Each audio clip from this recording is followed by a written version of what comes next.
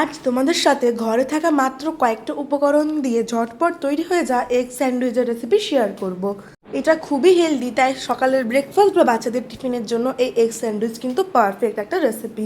প্রথমে একটা বোলের মধ্যে পেঁয়াজ, টমেটো, কাঁচা লঙ্কা, গ্রেট করে রাখা গাজর, ক্যাপসিকাম, ধনেপাতা আর এখানে একটা বয়েলড আলুকে আমি গ্রেটারের সাহায্যে গ্রেট করে দিয়ে দিয়েছি।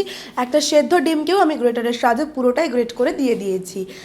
পুরো ডিমটাকে ভালো করে গ্রেটারের সাহায্যে গ্রেট করে দিয়ে দেওয়া হয়ে গেলে ওপর থেকে দিয়ে দিয়েছি ধনে গুঁড়ো, লঙ্কা গুঁড়ো, সাম্বার মশলা। সাম্বার মশলাটা চাইলে দিতে পারেন বা স্কিপও করতে পারেন, দিলে কিন্তু খেতে ভালো লাগে।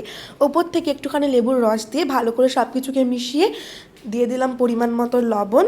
এইবার স্লাইস রুটির মাঝখানে পুরটাকে ভালো করে এইভাবে লাগিয়ে ওপর থেকে আরও কিছুটা পরিমাণে সেদ্ধ ডিমকে গ্রেটারের সাহায্যে গ্রেট করে দিয়ে দিলাম। ওপর থেকে একটা স্লাইস রুটিকে এইভাবে দিয়ে দিলাম। তো এভাবে করে আমি সবকটা স্যান্ডউইচ রেডি করে নেব। এবার কড়াই তেলের মধ্যে স্যান্ডউইচটাকে দিয়ে একদম লো ফ্লেমে সময় নিয়ে ওপরটা ক্রিস্পি করে ভালো করে এটাকে সেঁকে নিতে হবে। বন্ধুরা, যেহেতু ভিতরে আমাদের ভেজিটেবলগুলোকে সেদ্ধ হতে হবে, তো একদম সময় নিয়ে এটাকে কিন্তু আমাদের করতে হবে। তো দেখতে পাচ্ছেন এখানে আমাদের এগ স্যান্ডউইচ একেবারে রেডি। দেখতে কিন্তু দারুণ হয়েছিল, খেতেও অসম্ভব সুন্দর হয়েছিল।